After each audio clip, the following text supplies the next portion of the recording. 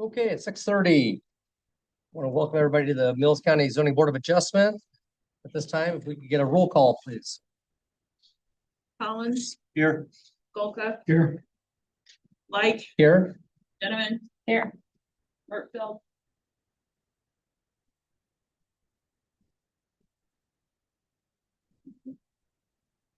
Here.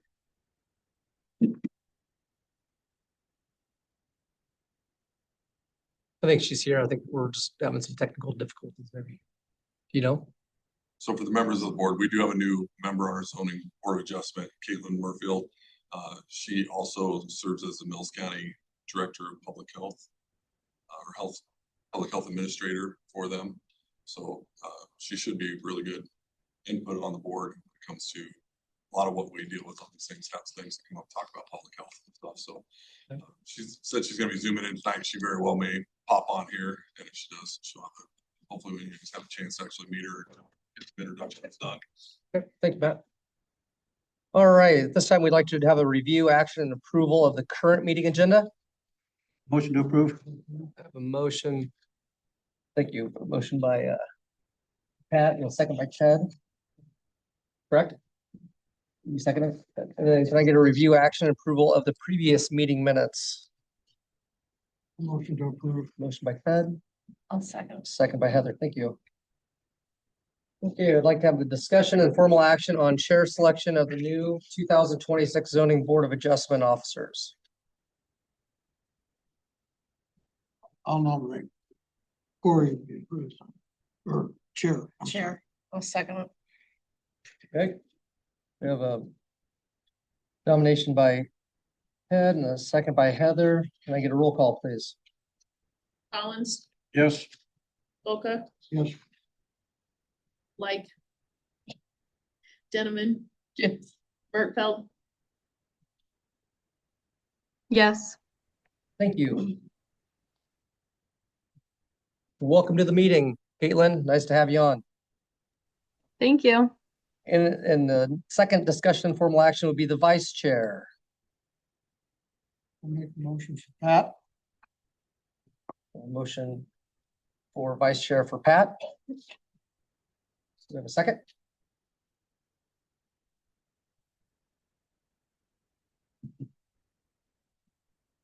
Yeah. Heather, second Second, sorry. by Heather. Okay. Very good. Can I get a roll call, please? Collins, Yes. Golka, Yes. Light, Yes. Gentlemen. Mertfield, Yes. All right, thank you. The first item for business is going to be the discussion and formal action on a conditional use permit application 2601 for the proposed commercial dog kennel operation at the address of 63944 310th Street in Malvern, Iowa. It's in the White Cloud Township in the Ag Zone. If the applicant's ready, you can come up and speak and go ahead and to the podium, please. And just a little bit here, you'll just speak to us. You'll have your presentation. With the crowd, I don't know, we have a large crowd tonight. If it's anything you want to say, you'll have your time to do that. And at this time, the applicant's ready. We're ready for your presentation. Okay, I appreciate that, and thank you for taking this meeting tonight. Here with my girlfriend Lisa Donovan. I'm Brian David. I live at 63944 310th Street in Malvern. And a little about me, from a farm about 4 hours west of here.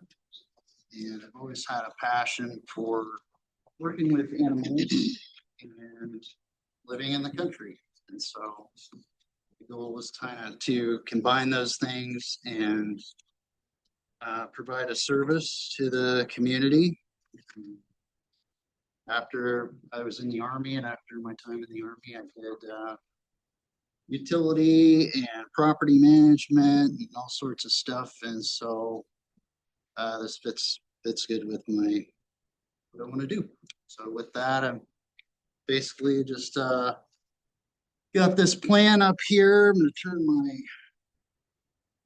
laser pointer on here. See if I can get this thing to work. So my house is right here, and the proposed kennel will be in this area. It is a 5-acre property. The plan is to basically have a building within a building. And so there'll be framed up walls with insulation. There'll be a drain line that runs to the required holding tank. This might look a little different than what I turned in previously, but it should be pretty much identical other than the holding tank. I moved from right around here to back here. It just seemed like a better layout, but that's up for discussion too. So whatever the board thinks is best for that. There's gonna be pins here and here. There is a third pin, but I will not use that at this time.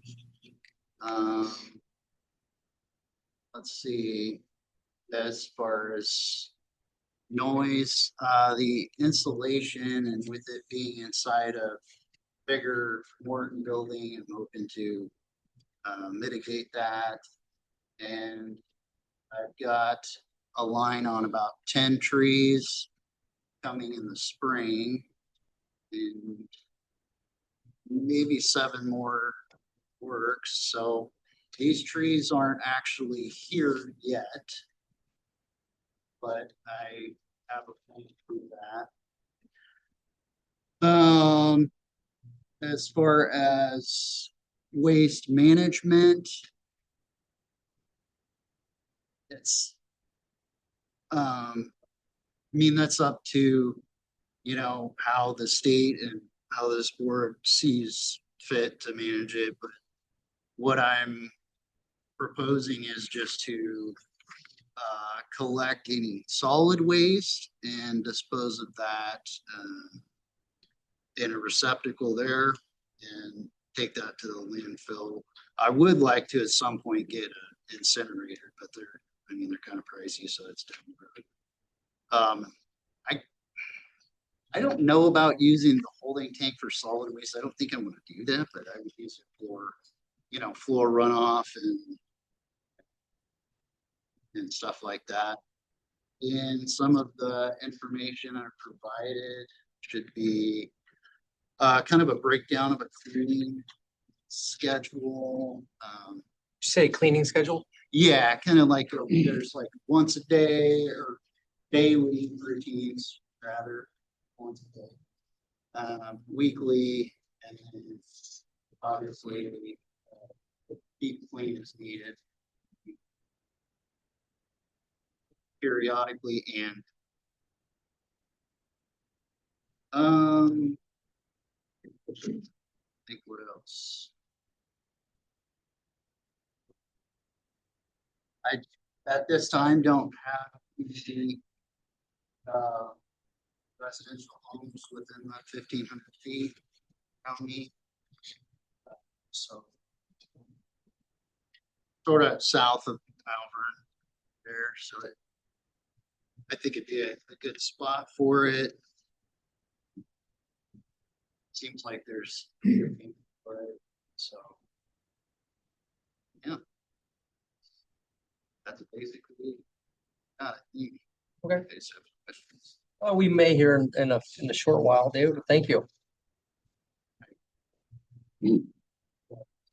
Yes, yeah. Sorry. You're fine. You're doing great. All right, this time, if there's any public comment, you can come up to the podium and speak to us and only us, please. And you're going to be limited to 2 minutes if you have any public comment.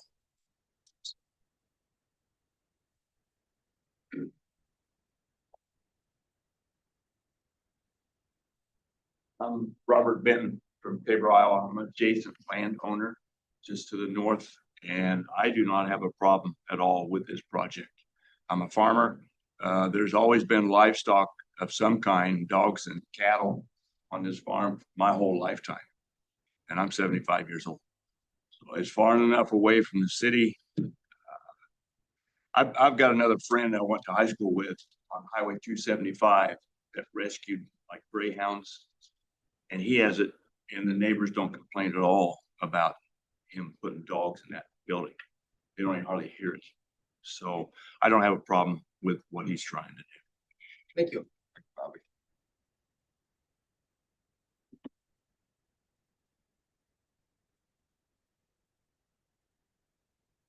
If there's any more additional comment, please come now. Okay. We're gonna move into staff report. So recommendation would be to approve the applicant for the conditional use of a kennel commercial.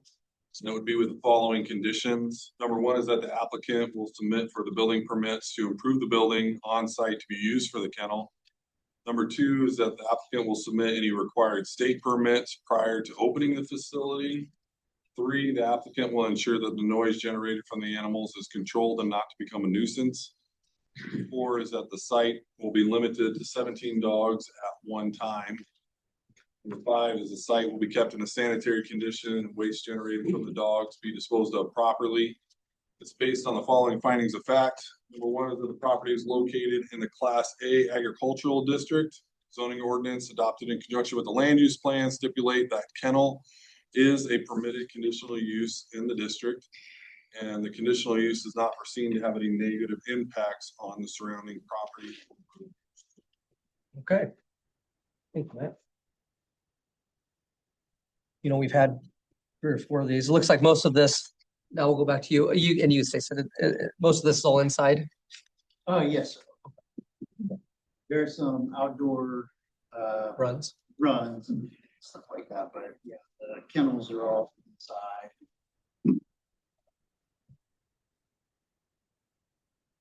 Question, submit any required state, are there any state permits required? From the USDA, So the landowner takes care of that himself? right? They'll County's register. got nothing to do with that. No. Yep, they'll go register themselves. Thank you. Okay, that was one of the conditions. Okay. Okay. So you have adequate like HVAC for like cold and then extreme hot for the. It is, there's the plan that. Well, it's not built yet. Okay, It's, I mean, the buildings. But the. but retrofitting inside. Yeah. Okay, what's your plan if one of the dogs gets loose? Cause you know, in town, you got neighbors, people post, you know, hey, I saw this dog. They're Well, fun. I really hope that doesn't happen, but actually, the way I wanna design it is, I'm actually gonna have the fencing around, near the kennels, and then I'm actually gonna have fencing around my property line as well, so that might, I hope, minimize that unless they're really creative. If they do get out, I will be chasing it, I guess, so. I like that. You're gonna have a perimeter of the perimeter. So. Yes, ma'am. Is there a limit on how many animals you can have there? I don't think so, but not sure if there's a hard limit. I think the state requirement is just like a spacing requirement. Each dog has to have the ability to, I forget how they word it exactly, stand up, turn around, and I'm good at their kennels, so. If I remember our zoning, I know it says it just kind of described it and said it's allowable with conditional use permit, but it really didn't put any perimeters on it, right? Correct. So what I looked at when it's, and one of the conditions being limited to 17 dogs at one time, that's based on the kennels that he showed on the floor plan. All right, so Thank you. We went through Matt's staff report, so is there a motion? Make a motion to approve. Motion from Pat to approve. Is there a second? A second from Heather, thank you. Well, I think we need to get, Yep. we have to add these conditions too, that we have to zoning official recommends. So right now, we've got a motion on the table from Pat stating that he approves as long as we follow the staff recommendations. Is that what you seconded, Ted? Or I'm sorry, Heather? Yeah. Okay, very good. So we have a motion of approval following all staff recommendations. Yes. Roll call, please. Collins. Like, Yes? Gentlemen. Yeah. Volka, Yes. Bartfeld, Yes. All right, thank you. You are free to go. We have more to say. Thank you. Okay, the second item up for business will be the discussion and formal action on conditional use permit application 2602 for proposed commercial use trade services, business of a portable restrooms located at the address of 54948 250th Street, Glenwood, Iowa, in Oak Township. It's in the AR district. At this time, I have to step down and recuse myself due to conflict of interest. So I believe Pat will be taking over. Oh, wow. You help me with the time? Yes, I can. Yeah. Yes, I can. I'll do that. I got a stopwatch too. Matt's got. I'll sit, What do we normally have for time? 2 minutes, 3 minutes? 2 minutes. All right. If you want to stay here, I don't know. Okay. Yeah. Yes, if anybody would like to come up and comment, now is the No, time. no, no, no, no, no, no, no. First, we'll do the applicant presentation. Oh, my bad. No problem. Gary, yeah. if you- there. Hello, I'm Gary Martin. I'm the sole owner of G&T Services. I would like to address the Planning and Zoning Commission. This is a correspondence and submitted in support of the conditional use permit application for G&T Services LLC. The intended is to service as a formal statement of business operations, site use, compliance, and applicable provisions of Mills County zoning ordinance.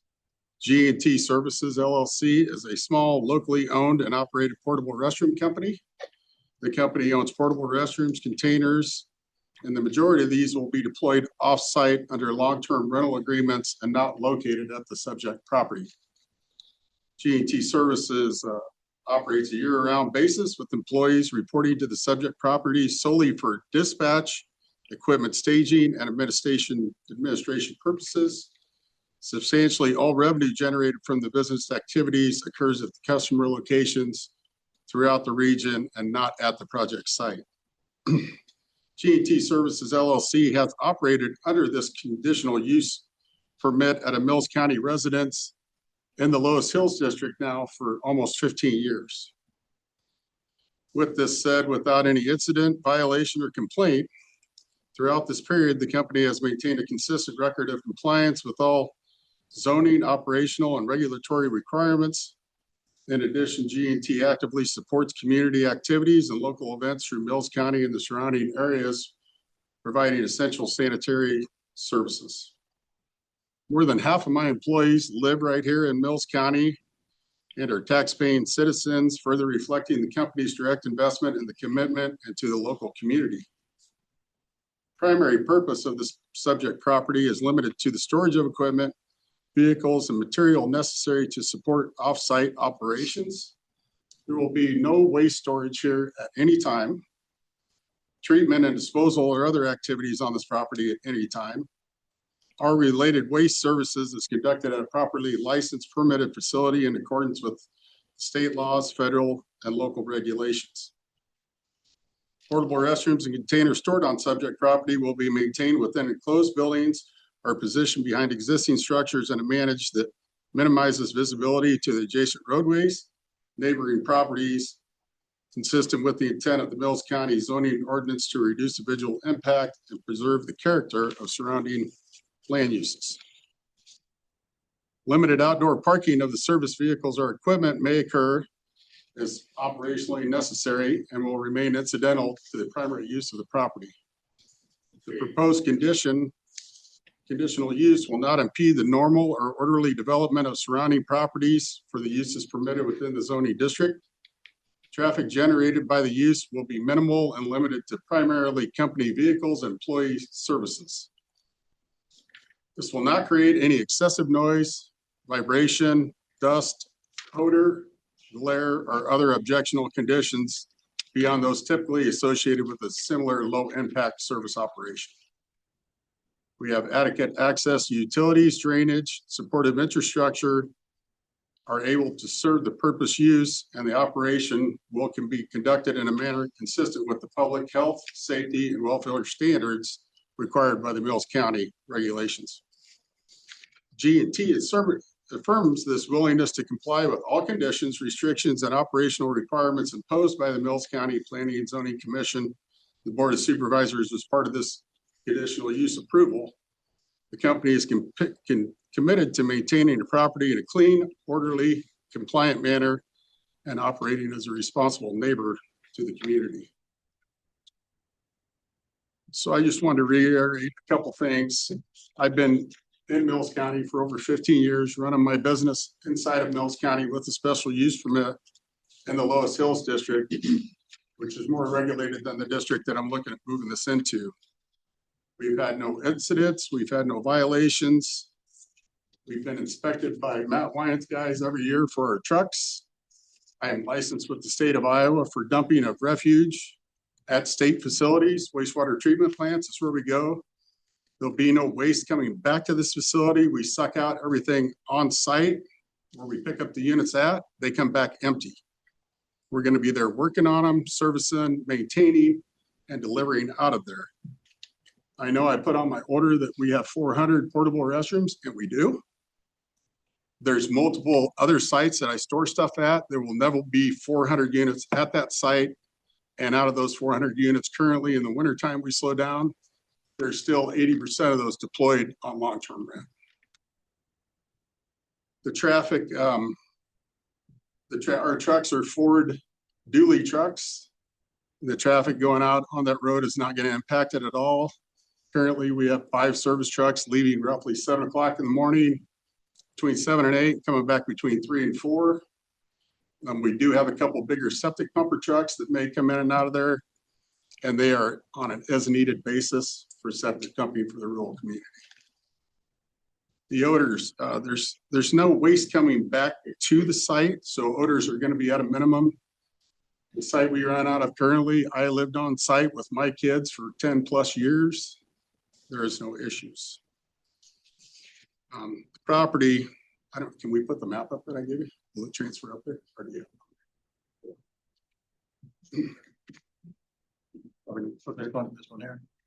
Yeah, that map, I guess maybe if Pat would be nice enough to hold it up for people to see. But so the white building kind of in the middle might be hard for some to see, but we plan on storing the equipment behind that. And I will do any sheltering necessary with the provisions of the county to guard against, people seeing it going down the road. The property itself, the main road, 250th Street, is to the east. Everything to the west I own. I live on the adjoining 29 acres that adjoins that property. To the south is a dirt road, and to the south of that is 275-foot light towers that glow in all of our houses every night, as far as the eyesore. We have multiple other off-sort storage for facilities for our equipment. This is going to be used primarily for repairing of trucks and equipment and dispatching emergency services. Every truck that I own, every piece of equipment that I own has G&T services on it, and it has a phone number on it that is my personal cell phone number and the business line. If there's anything that arises, I would appreciate the neighbors calling me and I'll try to rectify it right away. I'm more than happy to rectify any conditions recommended that are reasonable by the Mills County Board and Zoning. I appreciate you guys being here. Thank you.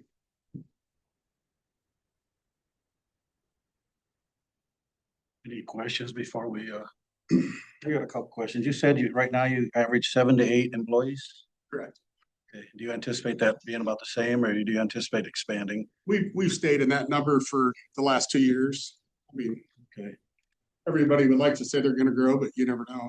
How many units would actually be on your site then, like right now? Or does that change by season?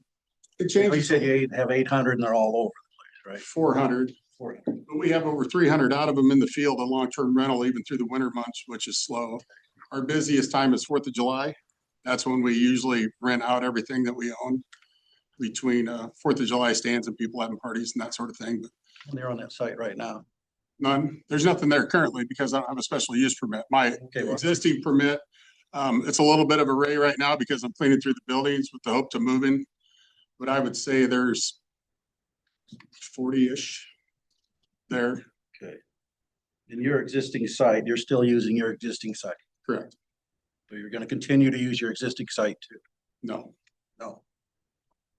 but we have other offsite storage locations. Okay. That are not at this property. I have other businesses too. I guess I should say that. We do a little snow removal. I have portable restrooms, trailers. I have a mobile stage that I have donated to years in a row now to the homecoming event down here. We do some soil erosion. Not a lot, just a tractor to do that with. I buy all my fuel, source all my fuel, all my propane locally. Jack, your father was at my shop this morning, actually. I got to meet him. So we try to spend our money locally and we try to keep it locally and we try to service the community. How many trucks do you have for snow removal? I'm sorry. How many trucks do you have for snow removal? One at my house with a blade on it, and we have one other truck with a blade on it. We use a couple skid loaders. We take care of one customer for snow removal.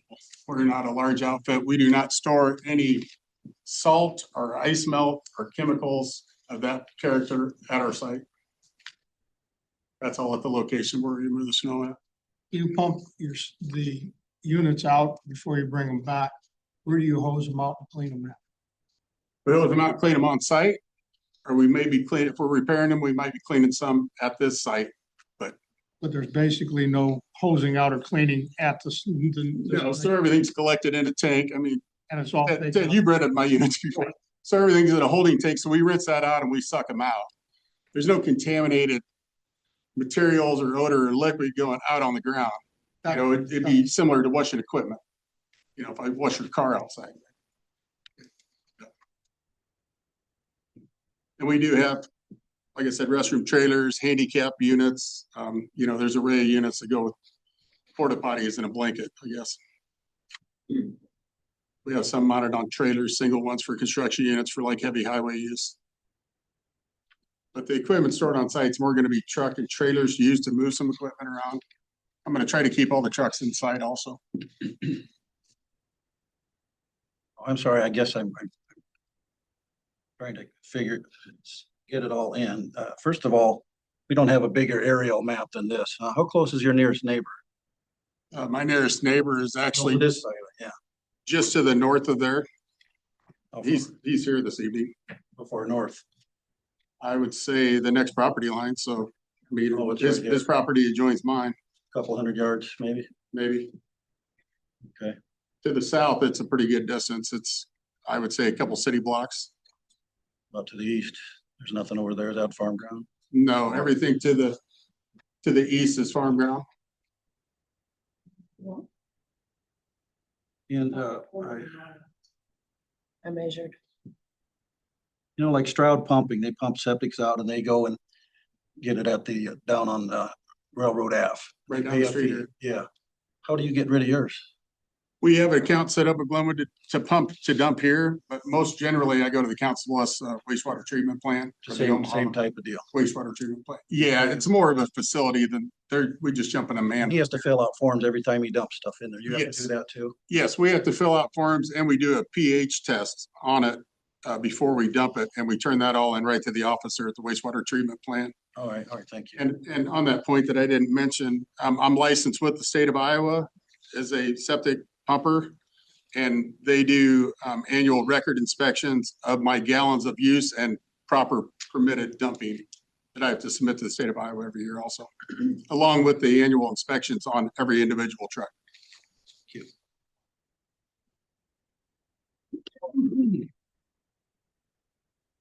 So you said you have roll-off dumpsters also? We have, I'm getting into the roll-off dumpster business. I currently have some that are behind that building on said property because I don't have the truck yet to move them operational. And I had to unload them because that's when they could ship them. I don't have distinct plans on running all those dumpsters out of there. I may have a couple sitting there that if I have something going out, but there will not be any trash stored on site either, or transfer of dumpster trash. I will not be unloading anything there, reloading it. How many dumpsters are you planning? I've currently got about 20, but I'm just gonna see how it goes. That's quite a bit to start with one truck. So I'm gonna see how that works and adjust from there.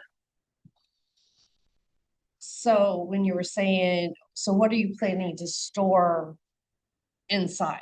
Didn't you say you were I'm gonna? gonna try to keep our equipment, our trucks inside, and then we're just gonna use it for maintenance and repairs of any other equipment. There's gonna be a couple bigger septic pumper trucks probably sitting outside and some trailers. The light towers I have at my shop currently, but I store those at another location. They were on a long-term rental for a Christmas lighting over in Bellevue, so I want to bring them back and service them, and then I'll take them back to their normal storage. So your plan is the dumpsters and the porta potties are gonna be stored outside in this area over here? Yes, Over yes, here. behind the building more like. I want to try to keep the line of sight as a minimum going down the street. Okay. You know, the neighbors, and I want to be a good neighbor. You know, I live there too, and I understand the concerns. I'm glad you brought that up. So why are you not wanting to store these on your main property? I can.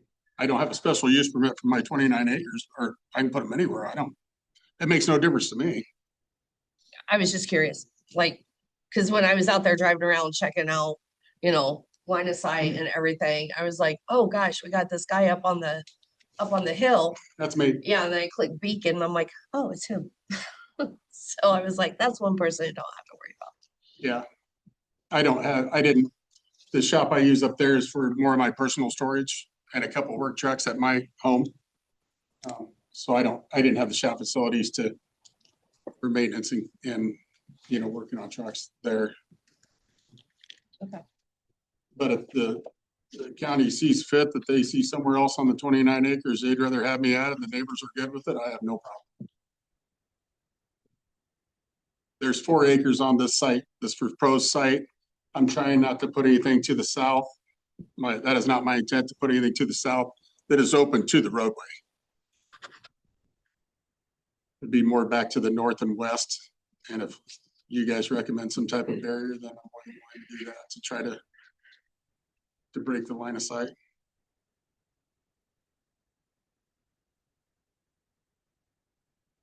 So, Do the staff report. Oh, I don't know if you want to do staff report or public comment, because staff report is gonna have some recommendations or conditions, and that might be some people's questions for public comment. You want me to do the staff report first? I think it'd be good to do staff report first.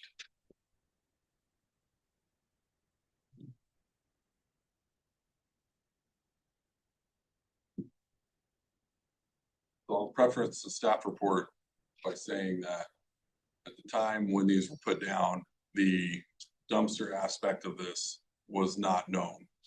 Okay, so it's centered around porta pot industry that was there.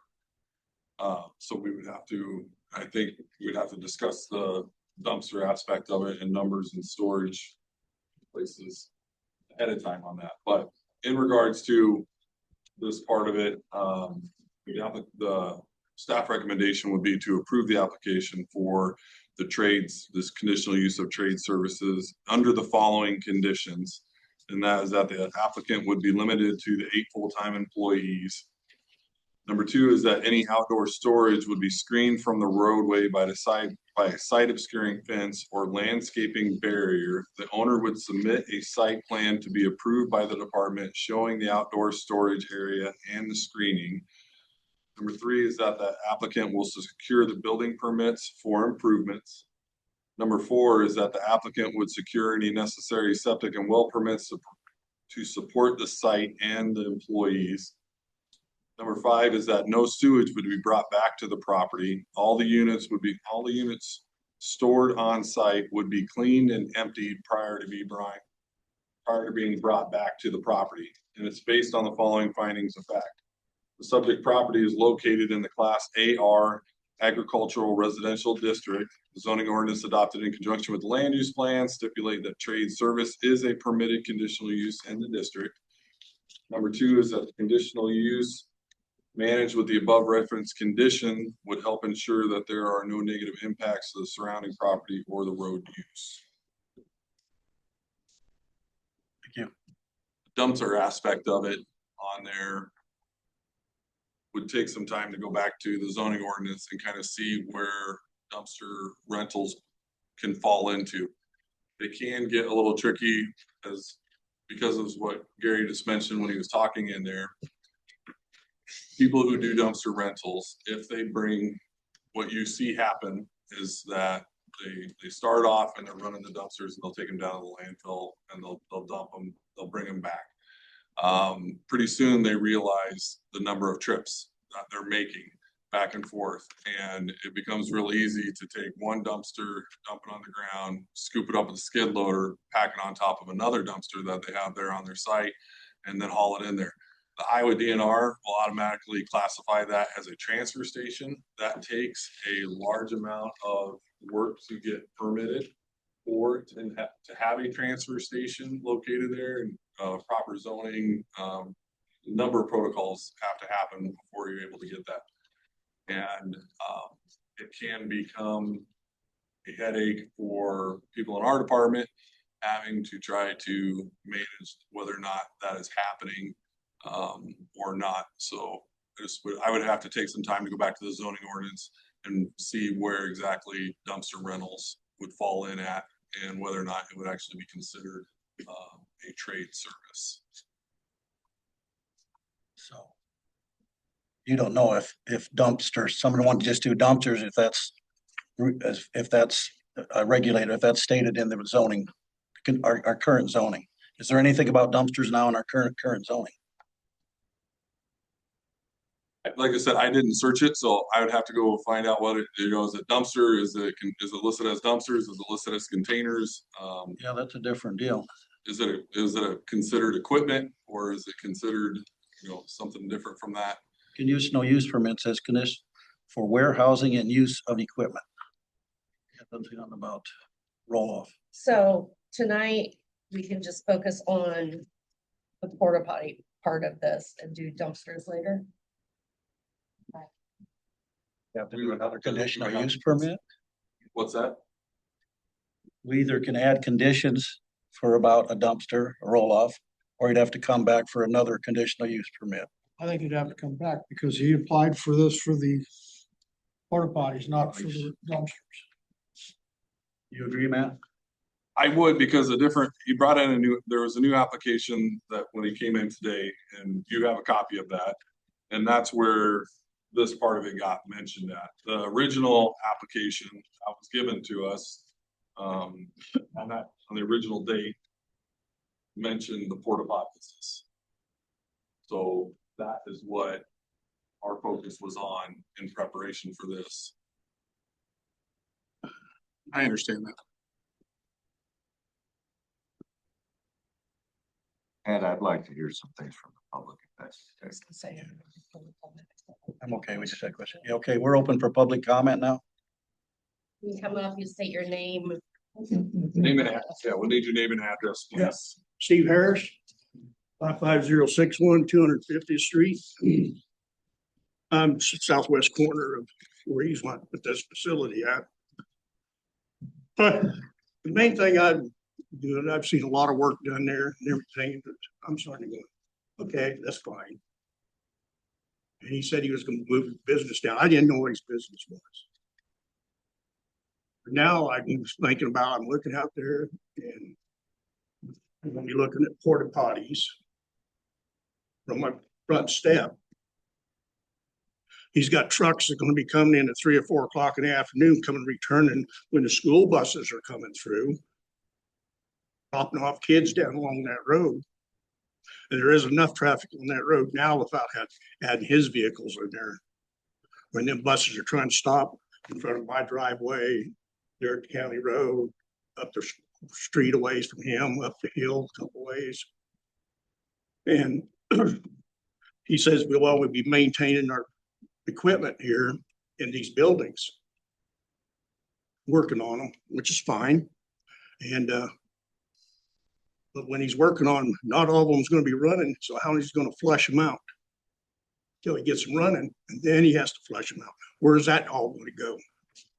Are we gonna have a gigantic septic tank to catch all this somewhere? I'd actually, myself, I wouldn't like to see it. We got a housing, the huge construction's getting ready to build housing to the south of that. I don't know what's gonna run out in tanks, what chemical's gonna run down there. He built a runoff from the back of his buildings so it'll drain. But it's just an open tube laying out on the dirt. And then where it's pointed, it's going to go right down to the corner of the intersection where the drain that runs into the creek runs down to Keg Creek, then it goes down here before here in Linwood. How much E. coli is going to come through? We don't know what's going. I know I'm probably done in my 2 minutes, but thank you. Thank you, Steve.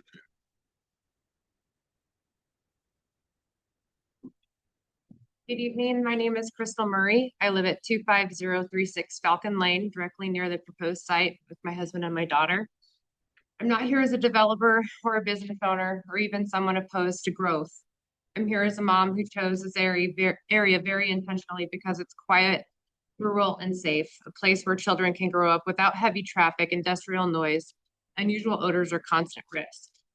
Every morning, my daughter gets on her school bus on 250th Street, and I want to be very honest, that road already scares me.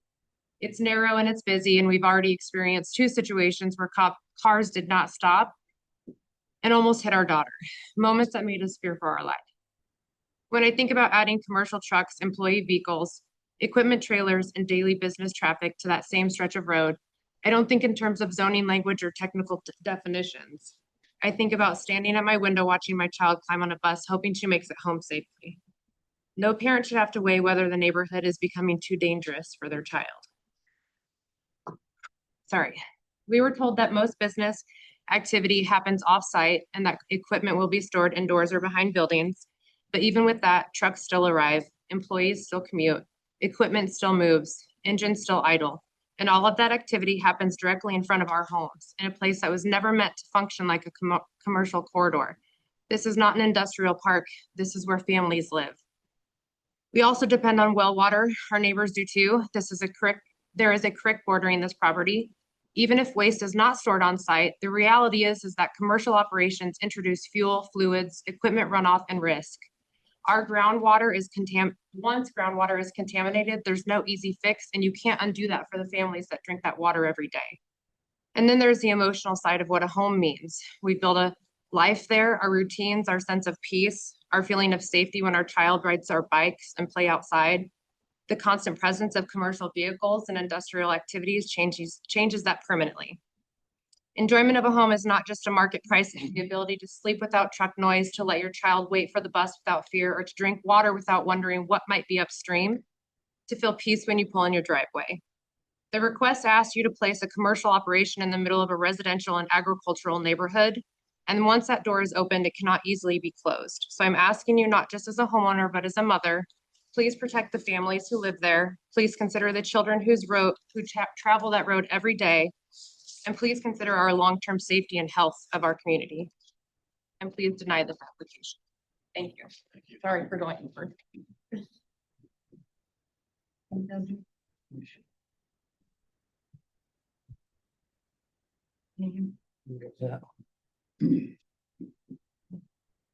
Good evening. My name is Brooke Donor. I live at 55063 250th Street, southwest from the property, essentially across the street. I had a lot of comments I wanted to bring up, but just in addition to some of the things that have already been stated, my husband and I purchased our property in April of 2023. Um, I don't want to get in the way of anyone's livelihood. I don't want to get in the way of business and growth in this community. This is a community that we chose very purposefully for our family. But standard 2 requires that this use must not be injurious to the enjoyment of surrounding property. Because my property sits on higher ground, we have a direct, unobstructed bird's eye view of this entire parcel. There's no shield that is going to be high enough to block that out. We can see it from our front porch. We can see it from our patio. We can see it from our bedroom windows. We can see it from our back deck and the pool that we swim in the summers. This is going to directly affect the market value of my home. Anyone who comes to either appraise my property or for even refinancing is going to see this parcel and porta potties on this parcel. And regardless of whether there actually is smell, they are going to assume that there is smell. They are going to assume that this is what they're looking out of through the front windows every single day, and it's going to devalue my property. This is the biggest investment that I've ever made in my life, is in my property. I ask you to deny this permit, please. 55063 250th Street. I do have images from my property. Am I able to submit those to you? As long as you let us keep them. Yes, absolutely. Thank you. Thank you.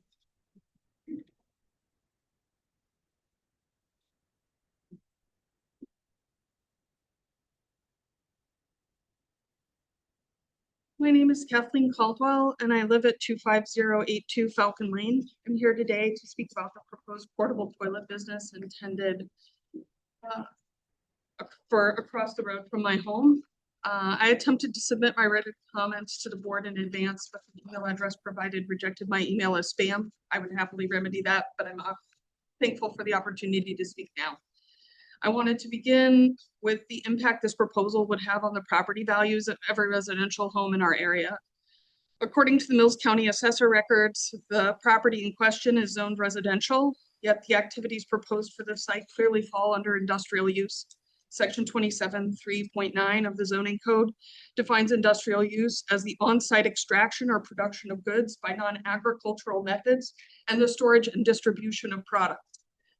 A portable toilet business would require the storage of portable restroom units, the storage of sanitation and mitigation chemicals, the storage of commercial trucks, the distribution of portable restrooms to job sites, on-site cleaning and preparation and maintenance, although some of that has been clarified how that would be handled today. These are industrial activities, plain and simple. Allowing them on residential property sets a dangerous precedent, places nearby families at risk of exposure to biohazards, contamination of the groundwater we all rely on. My children drink the water from our well, and so do my neighbors. We swim in the water. This is not an abstract concern for us. It is deeply personal. I've lived in western Nebraska and eastern Iowa for most of my life, and Falcon Lane is the windiest place I've ever lived.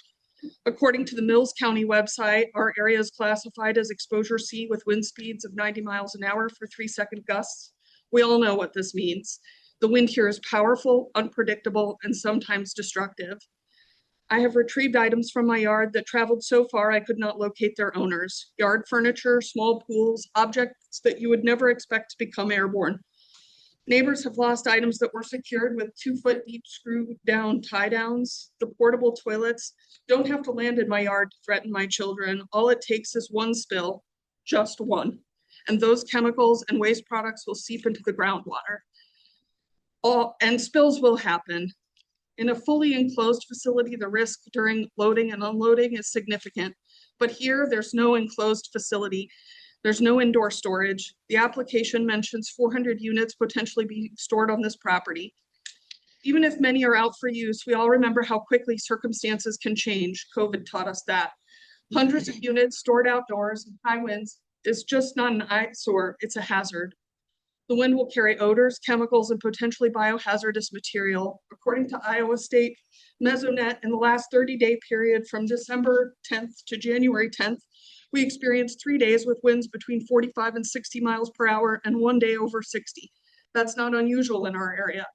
And I would remind the board of the enclosed trailer that was lifted into the air on 240th Street near Gaston and thrown onto the services lines 20 feet in the air. If a trailer can be thrown like that, what happens when the same wind hits a row of unsecured portable toilets? This is not just about zoning definitions or technicalities. This is about the safety of our families, the integrity of our water, the value of our homes, and the character of our community. We chose to live in a residential / agricultural area because we wanted to be safe and a peaceful place to raise our children. Allowing an industrial operation of this nature in the middle of our neighborhood would fundamentally change that. I respect. Your time is up. We appreciate it, but we have a number of other people to go from. We heard your concerns on wind. Very close. You didn't really limit what he had to say, so I would just make 2 points. One, that you deny this, and 2, that he makes it sound like things are very far. My home is 450 yards from his, and one of our neighbors is 413 yards from his home. And it probably feels differently if it's paying your mortgage. And where do they fill them with chemicals? Thank you.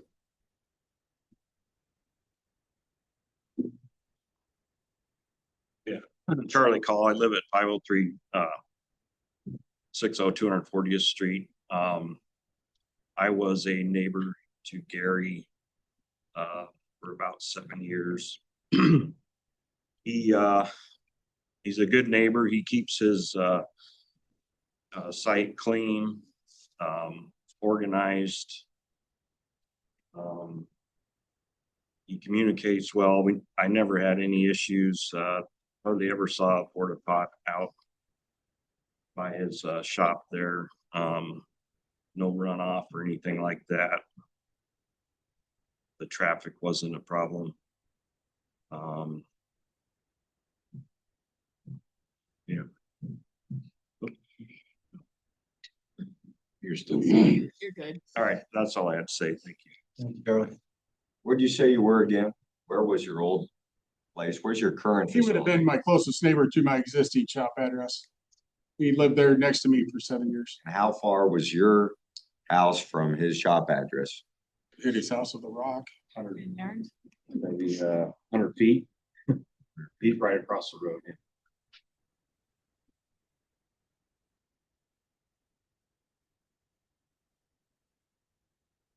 My name is Kyle Runyon. I live at 24214 Masters Road. I'm a former employee of G&T and a friend of Gary's. I'm here tonight to state that Gary consistently follows through on what he says he's going to do. I have no concerns whatsoever about him operating his business from that location. I believe he will operate the business responsibly and professionally. Thank you, Kyle.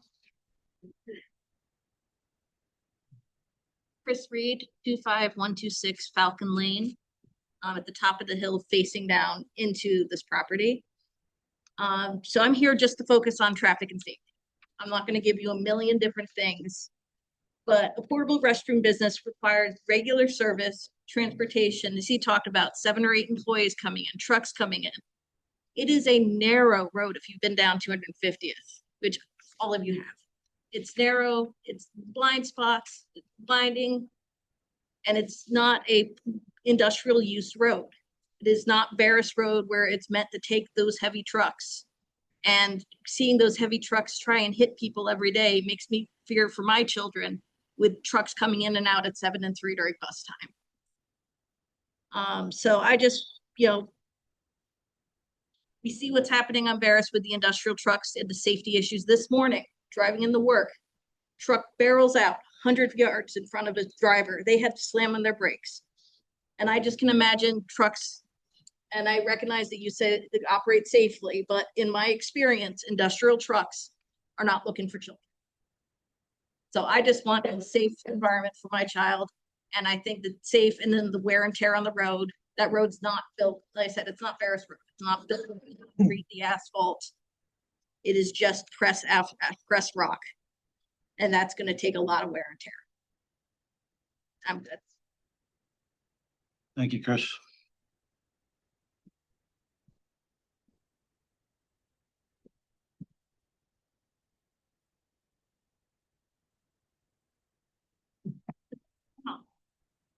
Let me get myself off. Your 2 minutes are up. I'm Trish Bernhardt. My address is 55079 Besner Lane here in Glenwood. I appreciate the opportunity to speak this evening. I'm here in strong support for our friend Gary Martin and his business, G&T Services. We have known Gary for several years, both personally and professionally. I can say without hesitation, he's someone who leads with integrity, responsibility, and respect for this community. He's not only a business owner, he's a neighbor, a taxpayer, and someone who genuinely cares about doing things the right way. G&T Services represents more than just a business adventure. It provides jobs, contributes to the local economy, and a business that reflects the entrepreneurship that helps our county grow. Gary has consistently shown a willingness to work with local officials, follows all state and county regulations, and has been receptive to feedback in order to ensure his business operates responsibly. He has a commitment to this community. He has invested his time, resources, and energy here because he supports small town living and the future of this county. Decisions like the one before you tonight are always impactful to more than just G&T Services. We respectfully ask the board to consider Gary's character, his track record as a local businessman who supports other local businesses as you make your decision this evening. I truly believe that supporting G&T Services is in the best interest of both the county and the community. Thank you all for your time, your service, and for allowing me to speak this evening. Yep.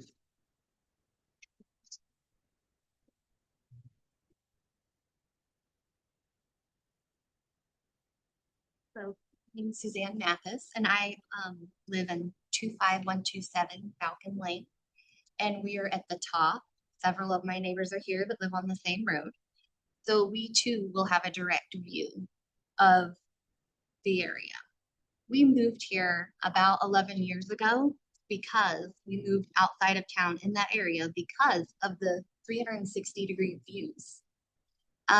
Lots of building is going on. Lots of homes are being built on our road, which is great. But like several of my neighbors have said, and people here tonight, the road is very narrow. There's no shoulder. I have teenagers that drive. Some of their friends, parents will not let them drive past when it gets dark outside because they're afraid. Like, it's just so narrow. If we have big trucks on that road, I'm afraid sometimes with just normal trucks going past them. I have to get clear over, there's no shoulder, and it's just scary, especially in the winter. So if we have more traffic, more than what we have now on an already narrow and dangerous road, imagine what it will be like when we have more trucks on this road, bigger trucks on this road. They do not fix our road the way it needs to be fixed. And I've had several people say that. They know exactly where 250th Street is because, oh, that's the narrow road, right? That road scares me. I don't even know how many times I've heard that from friends, relatives, everyone. People are wanting to come out to this area to build homes because it is beautiful out there. It's all residential. There's no businesses there. So why I understand like that you're trying to make a living. There are other places that you could put this. So I really just don't even understand that, but it will severely affect our properties and our value.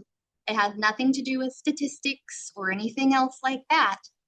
All you would have to say is, oh, well, our house is for sale, but there's a porta potty business right down the road. And as you all know, you could answer that question yourselves. Would you buy a house that's directly across from a porta potty business? So I'm asking you, please do not be in favor of this. Please, Like it is our livelihood, several of our livelihoods. And if we want to sell our home, it will affect it severely. So please do not do that. I'm sorry. I know you're trying to make a living. I'm sure you're an upstanding citizen, and I don't think that's what it is. It's the property values and how it will affect all of these people. So thank you for listening. All right, thank you.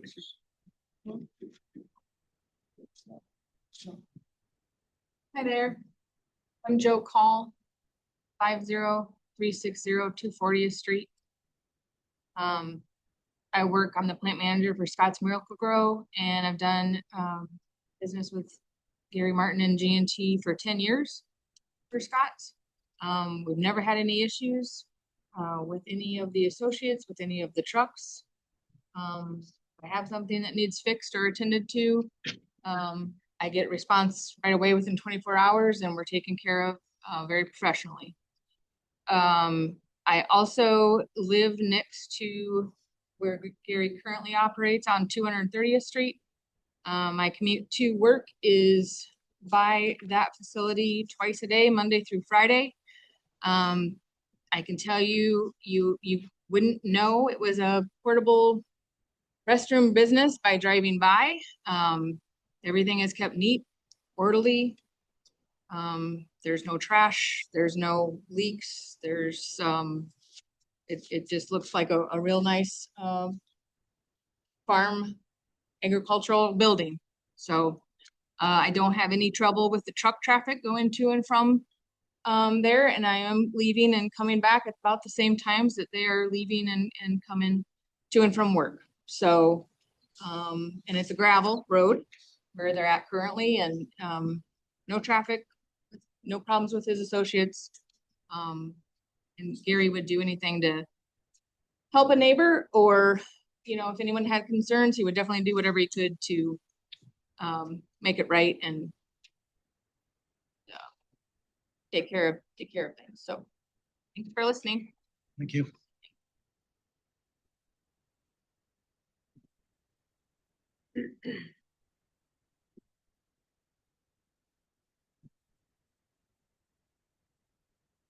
Hi, my name is Dan Donor. I live at 55063 250th Street. And I am here to formally object to the conditional use permit 21002. I object to this permit because the proposed industrial scale storage of 400 porta potties is fundamentally incompatible with the residential density of our neighborhood. I think that there is to begin with, there's a serious issue with this application. It is, there's a lot of information left out. We've already discovered that now we're talking about porta potties, we're talking about dumpsters. If we approve this, what is the likelihood that dumpsters are going to get approved? And this small business, as Gary calls it, becomes a very large business in the middle of our neighborhood. There are 30 homes within 1 square mile of this location. I have these, and I apologize, I forgot the copies, but I will give these to you. This is from the Iowa traffic data. It is the average annual daily traffic that the state of Iowa tracks. Currently on 250th Street, there are 460 vehicles that pass along that street every day. At the current location on 230th Street, there are 70 vehicles that pass on 270th Street or 230th Street, apology, every day. That is a 650% increase in the possibility that there's an accident with the trucks that are going in and out of this proposed location. It is the applicant's burden of proof to show no adverse effect on traffic and safety. Number 11 on the application asks that the applicant to comment how this statement will be affected by their permit use. I'll finish this and I'll be done. The proposed use should not involve substantially increasing movement or traffic on public streets unless procedures are instituted to limit traffic hazard and congestion. the applicant's answer was an A, not out. I find it very hard to believe that 400 containers, 400 units and trucks and maintenance does not have substantial effect on this community. I beg you to, I appreciate that Gary wants his business where his new home is, but he has a very good location that is surrounded by trees on 230th Street, where he currently is. And it is a matter of a couple miles from his home. We all drive harder than that to work every day, and that's where it should remain. Thank you. Thank you, Dan.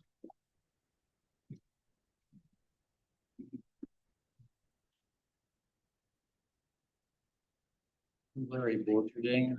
Live at 54868 250th Street. I am that closest neighbor. Gary's always done everything very professional since he's been down there. Everything's kept clean. And if you have any issues with anything he's got going, you say something to him, it's taken care of. There's never been a problem, never been a mess, never been anything down in there yet. So I'm all in favor for it. And like I said, I'm right next door. Thank you, Larry.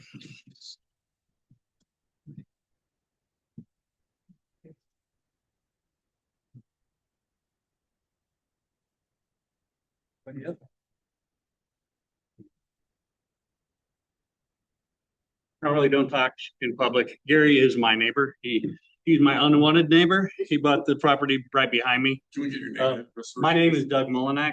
I live at 54788 250th Street. Doug, can you give me a second here? Absolutely. This property's okay. All right. Thank you. Got it? Yes. All right.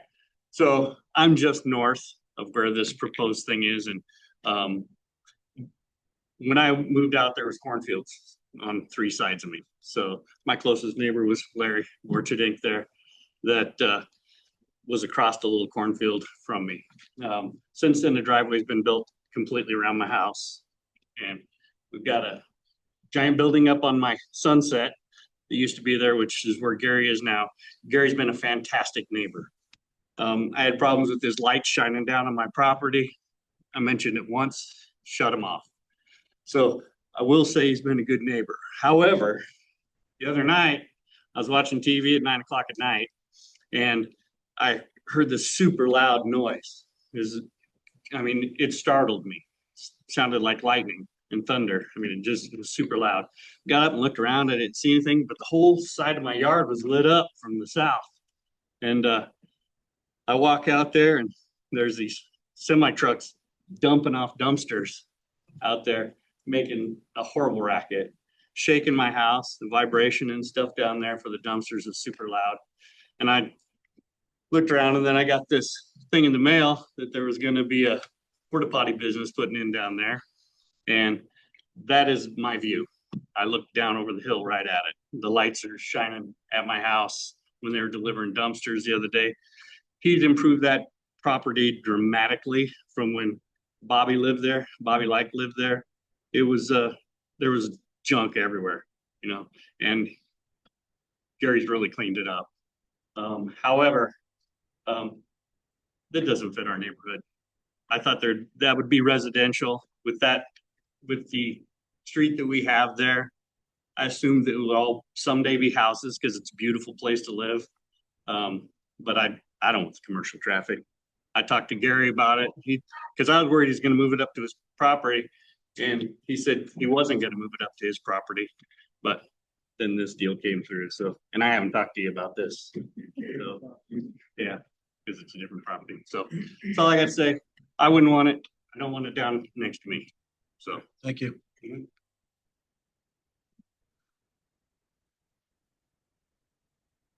I was told 3 minutes. I'm just kidding. Go ahead. Hi guys, I'm Ann Steele. My husband Matt and I live just south of the property, 55488 250th Street. We chose this location very intentionally. Obviously, everyone here wanted the acreage dream. We're minutes from town. We've got beautiful views, but by no means did we expect commercial business to be in our neighborhood. The people amongst me Their kids ride the bus with my kids, but they play outside together, they're friends, they watch our house when we're on vacation, they water our plants, they feed our animals. This is our neighborhood, you know, it's not defined, we're not all one community, we're all not Falcon Lane or Hop subdivision. Our neighborhood is from one crest of the hill to the other crest of the hill, and we look out for each other. Bringing commercial business into an RA zoned area changes that that feeling of neighborhood. It changes what we see, it changes our day-to-day. It also sets a precedent that doesn't fit this neighborhood. And once this happens, it becomes much harder to protect what this area has been for many years. I know Mills County rewrote its zoning ordinance in '24. That ordinance talks about public safety, quality of life, and making sure land uses work well with each other. The Building and Zoning Department's mission also speaks to protecting quality of life and building strong relationships between residents and the businesses. From a neighbor's perspective, placing a commercial operation of this stature in this location does not feel consistent with the goals of what Mills County has given to us as Mills County residents. I understand that in the past, this board approved some trade style resident or businesses in RA zones. I respect that history and I am supportive of the growth of Mills County. But with updated ordinances, new faces on this board, and continued growth, I believe it's an opportunity to be thoughtful and consistent about where commercial businesses belong in our county. If there are areas, which we know there are, that are zoned for commercial uses, especially businesses that bring increased traffic and daily disruptions, I ask you why this business would not be placed in one of those areas instead of in our RA district. And also, as this has come up with the dumpsters, I wonder, with looking back at this zoning and what this means, is there something specific about having porta pots, and is there something specific about having dumpsters in this area? So please look at that, and if you come, we'll welcome you. We're good neighbors, we're good people, but please protect us. Thank you. Thank you, Ann.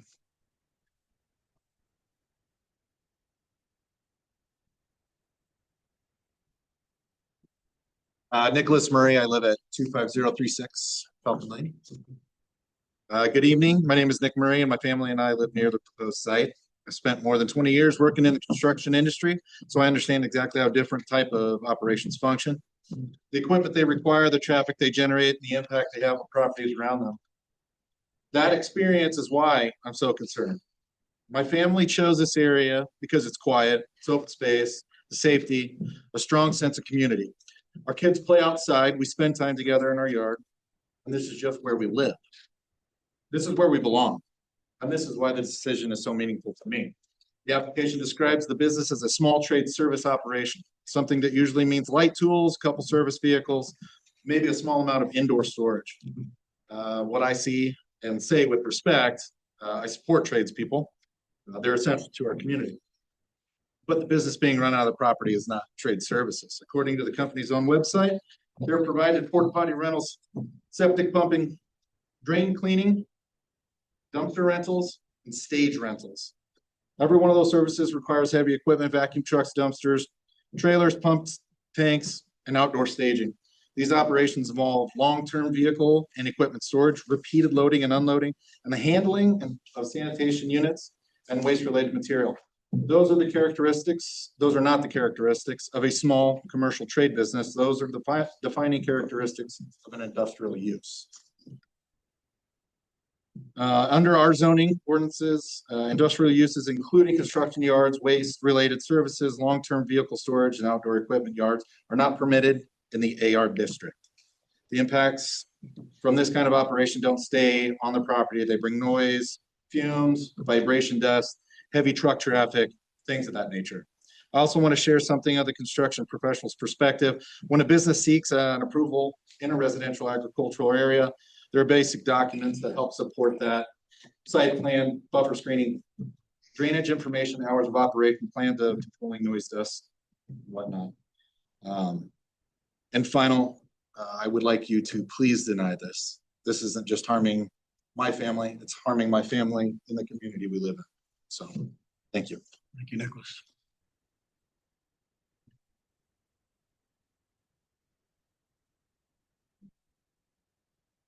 My name is Kelly Stengel and I live on 275th Street and I live in the country.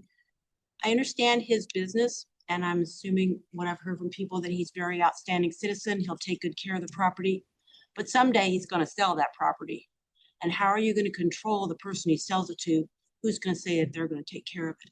And then all these people who own these homes are going to have a mess. And I wouldn't want it near my house.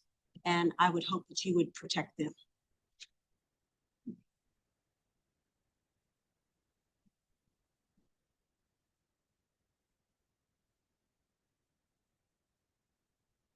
Good evening. My name is Emily Portray. I live at 55356 250th. So it is just a short distance from this proposed site. As a resident in this quiet residential area, I am here to share a few genuine concerns. I do have some pictures I'll give you too of our direct view of this proposed site. But like all of us here, I come to you out of a complete love for this community. I grew up here. Mills County is all I've ever known. Graduated from Glenwood and chose to move back here after graduating college. Still very involved here in our church, 4-H, sports, youth sports stuff with my 4 kids. And like all of our neighbors around us, Matt and I achieved the goal of, having a few acres in the country on a paved road to build our home and raise our kids there. We built it 18 years ago, before we even had our first child, and have always loved our beautiful views, the families that surround us, the kids we've raised together, and the peaceful community character that we do have there. Like Ann said, we're not a little cul-de-sac neighborhood. We go from crest to crest and we all have each other's backs. We all enjoy the beautiful views and all of us together. We are a community. So just a few concerns that a lot of them have already been addressed. I'm not going to beat a dead horse, but odor, safety, and quality of life are my main concerns. I know even without cleaning these units, emptying them near us, whatever, it still is a risk. It's still, no matter what, I don't think any of us can deny that any porta potties smell good anytime, right? Even if they are freshly cleaned. My oldest child just turned 14. He now has his driving permit, a brand new driver on our road. You've already heard how busy 250th is. We have, the increased presence, like we've already heard, commercial trucks associated with this business would definitely increase safety risks. He's my oldest. I'll have another young driver in 2 years, and then I'll have another 2 drivers in 19 months after that. All these young drivers, the commuters who already share the road with us, we've already had multiple bus incidences. Like was already mentioned as well. So anyway, in conclusion, I understand his intentions. I just ask that you empathize with our neighbors and us who value a clean, peaceful neighborhood and seek to maintain that residential nature of why we chose to build our homes and raise our families there. Thank you for considering. Emily.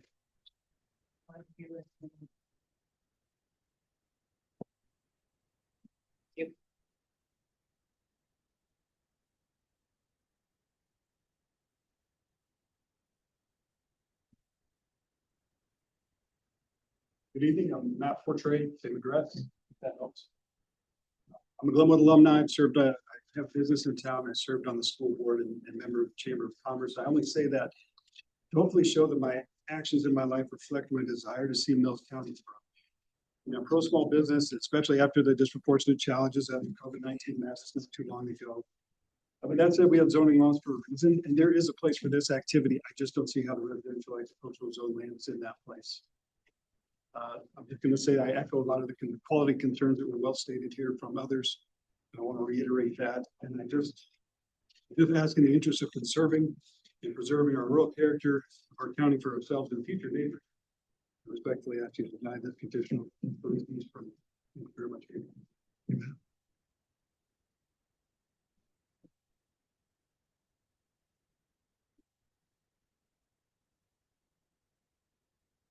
Anybody else? I got one question. Okay, quick one. Okay. Before you make a decision, I'd like you the board to drive up by his prior business. It looks a little more like a salvage yard. I live than- by it. So than a that's not a question. business. All right, well, I would start by saying, we're not going to talk about roll-offs or dumpsters anyway. This is not about that. I don't even know if I want to broach this, but do we have stipulations for roll-offs right now in our county, dumpsters, roll-offs? How many can a farmer and AR, how many can anybody have in their property before it's regulated? Do you know? I don't know. Okay, all right, so we're not gonna talk about dumpsters at all. This is about porta potties. What I would offer real quick, do you want to give the applicant time to respond to any of the issues that were brought up? Heather would like him to respond? No, you give him chance to respond. to Yeah, some of the okay, yeah. So, board member would like to, the applicant to respond to those, questions. Remember, just talk to us and not to anybody else, please. I'd like to thank everybody for coming again, and I appreciate their input and their understanding on their concerns with this going on. I would like to hit a couple of the notes that I thought were important to the neighbors here. The traffic, I understand the traffic that they're concerned with and how busy that road is. Like I said, we've got 4 to 6 trucks that are gonna be coming and going daily. I would say that most of the neighbors here seem to live towards the south, with the concerns with the traffic. I would say on a normal day that half of my trucks are gonna turn out and go north, half are gonna turn out and go south. So it's not gonna all go by their house. We have no semi-tractor trailer type equipment. Every truck that we own and operate is gonna be lighter than a county truck or a school bus. I know we touched, I'm just gonna reiterate that there'll be no septic waste coming back to the shop. I know that's a big concern for any kind of water runoff and contamination. One neighbor touched on the winds. That's why I want to store the units on the north side of that shop. So if the wind's out of the north, it will blow them towards the building. If the wind's out of the south, the building will protect it. And if something did blow over, it's a good size hill up to my neighbor's house there. Pretty much all I wanted to say. Thank you. Appreciate you guys' time. Thank you, Gary. We're open for board discussion now. Question, Matt. Our zoning stipulates that trade service is permitted in conditional use permit. Does it say anywhere that porta potties are a trade service somewhere in our zoning books? No, that was a delineation made years ago when the first conditional use permit was issued on this industry. On that type of industry, a porta potty, is that what it's called? So whatever year it was, this was allowed As a trade. as a service. trade and called was porta potties. Yes, All right. Where was that at?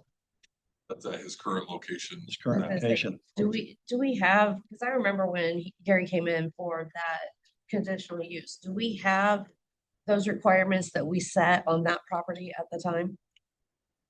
Yes, we do have those. They're still sitting on my desk.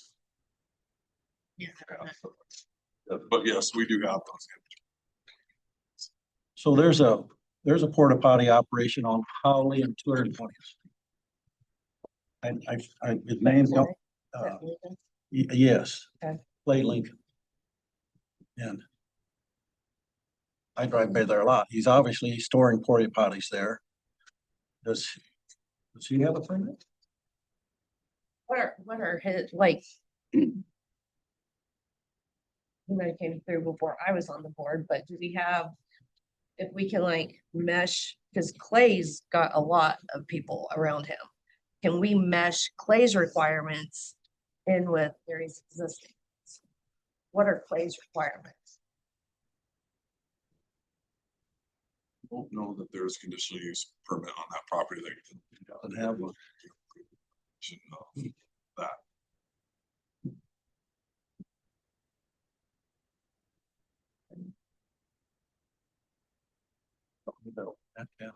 So apparently we've got a non-conforming use happening right now. Yes. Well, the conflict, as I see it, and it's always kind of the same, well, not the same, but this is very intense meeting. But this is allowed in our zoning.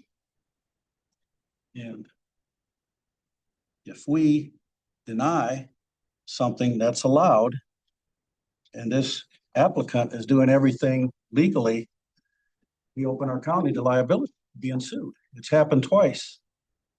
You know, I don't want to get into those specifics, but we have to be very careful if we don't allow something that's allowable. And we're a volunteer committee. Our board of supervisors approved everything that's on zoning. And yeah, there's a lot of gray area. But, you know, that's the deal. I know one of the concerns are the trucks and traffic. I live on 221st Street and Barris Road, right on the corner where the stop sign's at. I know what traffic is. And I know what heavy equipment, what heavy trucks are because it goes by my place every day. I know how many times his trucks, or have a good idea, come by my place every day because I'm outside more than I'm in the house. His trucks are no larger than the average dually that's pulling a stock trailer down the same road you guys live on. His trucks do not come by that often. His trucks have mufflers on them and they're quiet. His place down the road looks no different than any other place setting out in the country. Now, I know you guys built your houses out in the country and that's where you want to live. But you build it with farm ground around you and the farm ground's disappearing too, so everything changes. The traffic on Barris Road is not, the traffic you're gonna get from these trucks on your road is not gonna be that noticeable. Because I see it every day. So to me, the biggest issue here is going to be how you store those so that they're not an eyesore for the people that are living around. That's, to me, that's the issue. I'm familiar, that's why I asked a question earlier, how do you clean these before you bring them back? I'm familiar with how this is done. So you're not storing chemicals there. So that's not, I'm not worried about a chemical waste, or we shouldn't be worried about a chemical. The runoff shouldn't be any different, and the chemicals shouldn't be any different than the farmers that are farming in the same area you guys live in. You've got the large semis hauling that corn and the beans down the road twice a year, every spring, every fall. So. Can we answer questions from the? I wouldn't. Yeah, so Ted, Ted, hang on. Why is this the point of this meeting? Hang on. Why doesn't he stay where he's currently at, where there's no traffic, there's less traffic, less impact to residential neighbors around him? All right. Why can't he stay there? Okay, that's enough, please. We're trying to do our best here. Okay, we heard you. He's functioning out of the location already. So nobody else So around the area owns a small business from their house? yes, within a quarter of a mile, there's a business that's running now there with more traffic than I'm gonna agree. It's not a porta potty business. This can't be a free for all. Do It's you gotta be guys have organized. Potties outside your front door, when you're playing with your kids, when you're having your cup of coffee. Seriously, I'm asking, as a concerned resident of this town, I'm No, born and outside raised of here. outside of my door, I have 30 trucks a day. That's running. trucks. Porta potties. Semis. I'm talking porta potties outside your door. It doesn't make this. So I spent a good amount of time driving around your guys' area yesterday afternoon. Spent a good amount of time. I'm looking at these pictures of the lady, I forget who it was, that has the pool. I'm assuming this pool is on the front of the house towards the road? No. It's on the back side of that. Back of the house. Every one of them. Okay, can so it apply. says view from backyard deck and pool. Yes. It looks like it's close to the road. Standing I on mean, the deck. that's standing We are on our literally deck. Standing on our, Okay, so it's on the north side? it's on the Is north that side. where this- It's kind of on the north side of the backyard, yes.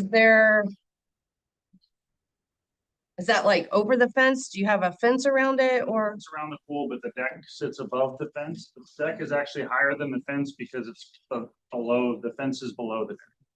And so by taking these pictures in the winter, yes, you have a direct line of sight. You can see it because there's not leaves on the trees.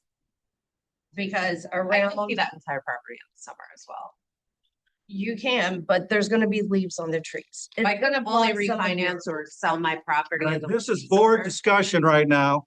We can ask you questions. But right now, this is I was board looking for discussion. clarity because Let I us, was wondering if yes, there wasn't a let us purpose. ask questions. Let the board discuss this right now, please, Okay, so, please. no, but that's my problem. I He's was just trying to responding to her answer. question. No, I got it. So, as you can see, like, from that picture, where he's proposing all these porta potties are gonna be, well, first of all, it's not on the north side of the building, it's on the west side of the buildings. And there are no trees obstructing that view. Or whereas he's proposing, like, you're gonna see the entire area. So, And they grow. so what I'm we, the one from the pool. I sit clear above it. We sit clear above the. are you done? Yes. So what we've done in the past, okay, is we tend to follow our regulations that are county supervisors okayed, and we put on conditions to try to help the neighbors. We can do that. We can put on conditions. And we do that all the time, and we try to work through to get the best conditions to make the neighbors happy, and also tell a legal landowning person that is doing something that's legal. You may not like it, but it's legal right now. We got the zoning, we got our board of supervisors, they can change zoning. Maybe that's what you need, but right now, this is legal in our county. And if we're gonna tell them, no, you can't do it, you better have a damn good reason. Because they got a lot of reason to sue our county. It's happened before, it'll happen again. You know, maybe we should talk about, hey, this is board discussion right now. We asked you a question. Maybe our board could talk about what conditions, if we approve this, that would make neighbors less irate. So I would suggest, first and foremost, if there is some sort of landscaping, like evergreen trees, they're fast growing, they fill out to go along, what is that? The south side of the property. Because then that will form a barrier from the Falcon Lane residents. What type of inspections? You do a 1-year inspections as our zoning official, is that correct? Yeah, you can go out and inspect these. So if we wanted to do a condition that every 6 months we do an inspection, can we do that as a board? You could. Okay, that's one condition we could do. Right now, it says one of your conditions is applicant be limited to 8 full-time employees. We could limit the amount of vehicles. Or is that overstepping, in your opinion? No, you can limit the outdoor storage area because All right, we'll talk about, what about vehicles? Vehicles. that would be part of, if you're gonna store those outside and park them outside, then we can either limit that or screen that area. So can we put landscaping Sure. around the south side in the way of like, At his site that he's at now, the conditions that focused on it seems to be like that was strictly it, was that they were focused on the landscaping and screening standards. There was really no other conditions to that. There was landscaping standards at his current site. Yeah. Gary, are you gonna put all this stuff at that new site if you get approved? So we could limit that too. Well, and I wanna know what exactly were his landscaping standards, because it is clear from the road that there were really no landscaping standards for the road. When I got that, if I can answer, when I got that conditional use permit, it was mostly that the porta potties were out of sight. Okay. And we put them back behind the buildings, and the equipment and the trucks were okay to be parked towards the roadway. That's why. Now, those pictures that they're taking recently, it's a little disarray right now because I'm cleaning out shops to figure out what I need to move and what I'm gonna keep. can we do something to, I don't even know how, to like, for any porta potties that are outside at the end of the business day, they have to be tied down in some way so they can't blow and. An empty, if I can, an empty porta potty weighs over 200 pounds and they're a sealed unit. So for wind to get inside of them and pick them up and move them. I've never had any blow around the property. They might blow over, but not off the property. There's feet on them, so if they do blow over, the feet will dig into the ground, to keep them from moving, per se. Would I be, Recommendations for conditions that I gave you, that was my point in the site obscuring fence area. I don't necessarily believe that this is an activity where you just want to say, we're just gonna set them back in the building and they're gonna be fine. Could be into a fenced area that has all weather surface underneath of it. So then that way you're not, you don't have weeds growing up. If they sit there for a period of time, we don't want weeds growing up in between them. We don't want it to become an unsightly area. It should look orderly and screened in there. And now your equipment can go.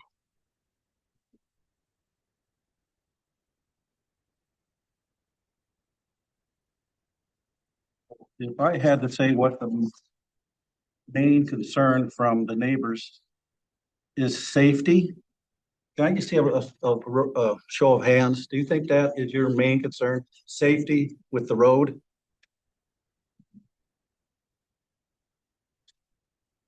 Okay, thank you. Property value. I thought it would be more than that. I'm not asking. Zoning industrial. What it is. Yeah. He already has You the thinking? dumpsters on his site. He's already. We're on board discussion right now, ma'am. Dumpsters aren't an issue right now. Not- That's another meeting. Dumpsters are not allowed here. I think it should be a 6-month inspection. Needs to be some landscaping. Question for Gary, if you have 8 full-time employees, how many trucks will be going up and down the road? So currently, we have 5 service trucks that go out every day and come back. I have a guy or 2 in the shop. Doing maintenance, cleaning. How many average trips a day would you say? They go out, service units all day at various locations. Average number. Between here and Valley, and then they come back. So they're gone all day long? Yeah. So I'm not seeing a traffic issue here. I'm sorry. I mean, you got 8 full-time employees, you got 5 or 6 units. They're 1 ton like dualies. They're not a big truck. Matt, do you work for the DOT? We have DOT numbers on our trucks. I want to know because you're not concerned about traffic, so you must have. Yes, I am concerned about traffic. Okay. And that's what we're trying to do conditions here. We can limit.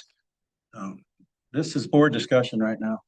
No, but you're discussing it with him and not us, so it I asked seems like. I asked a question of him. Did you ask a question to me? No, I didn't. Can you? He's the applicant And we're the concerned citizens. and you So voiced your We opinion. live here as well, You got 4 minutes per household, most of you. which is fair. You know, correct? this isn't just gonna sound, I've been on this board a long time. Sometimes I wonder why I'm here, like tonight, we're volunteers, People are gonna be sad, people are gonna be mad.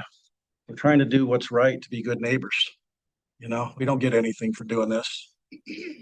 So anytime someone comes in and is against it, we should just deny it then. It's kind of what I'm hearing.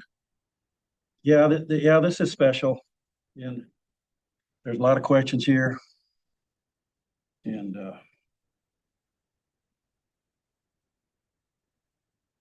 I'm not sure which way to go right now.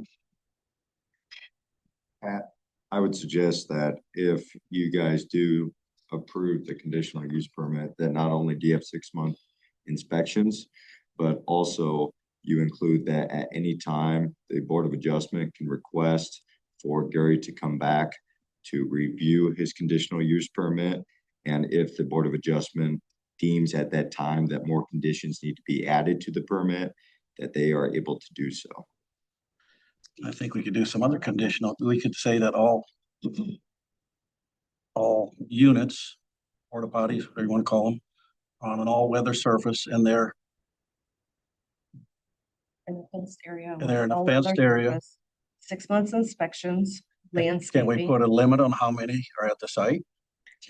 By limited, I think it'd be easier to limit the area of the outdoor storage, and that was my concept in there, that he needed to be able to submit a site plan that we could approve ahead of time. Because when we've been through this before, these conditions have to be in place, ready to go for operations start out there. So it's not like you get to start and work on your conditions as you go, which is historically, there had been a lot of conditional uses that had gone that way. You have to have these conditions in place, got to go out and do a site visit real quick, make sure that they're all there, sign off on it, then you're good to go. And yes, you know, I understand that the apparently was dumpster in violation of, you know, being here tonight for this, but you're not a county violation, you mail a notice out, it's 30 days, they have to correct the violation. So we'll make sure that,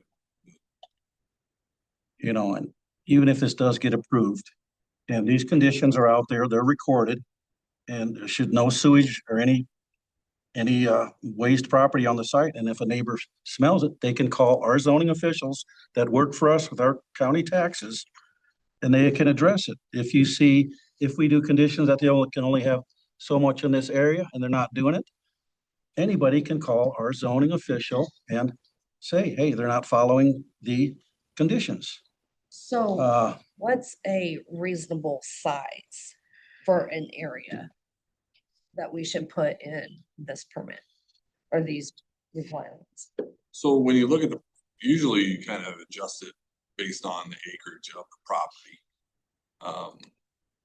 So this property, you know, if you said it's a 4-acre area back there, then it would be, I understand, it'd be somewhere around half an acre of area that you would want to dedicate towards what I'll deem is, I'll just call like a rural enterprise business, right? You wouldn't want that outdoor storage area to be over half an acre of that area.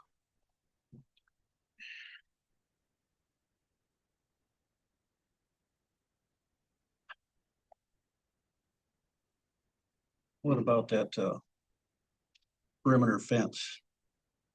I mean, it can't be so vague. It can't be a 4-foot fence. It's got to be like at least an 8-foot fence. I mean, and our guidelines for landscaping are very vague, right? Jack, we just talked about that. We could do the fencing that has the, what's it called? Thank you. Is it just mesh? Pretty much. The, you know, the, like It's Jack smaller. said, yeah, mesh, whatever through it that can even block it further.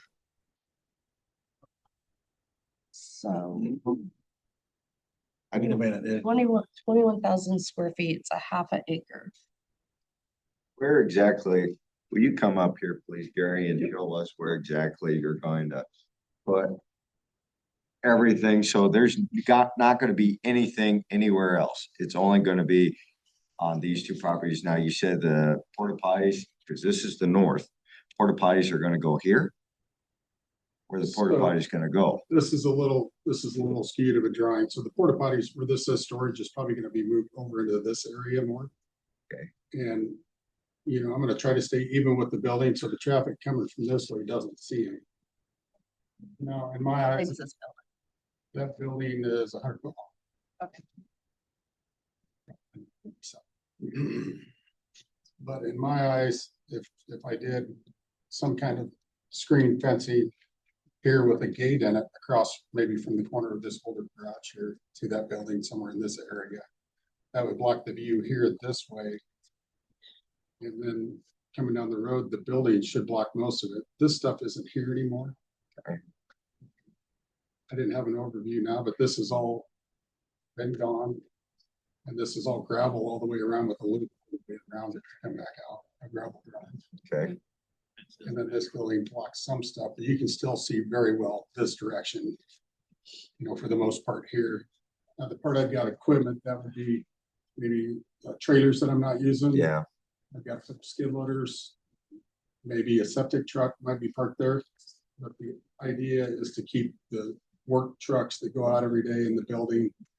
In the building. And then when they're out during the day, we pull units in and fix them, get them stage ready to go back out here. It's the back wall of this building coming out this.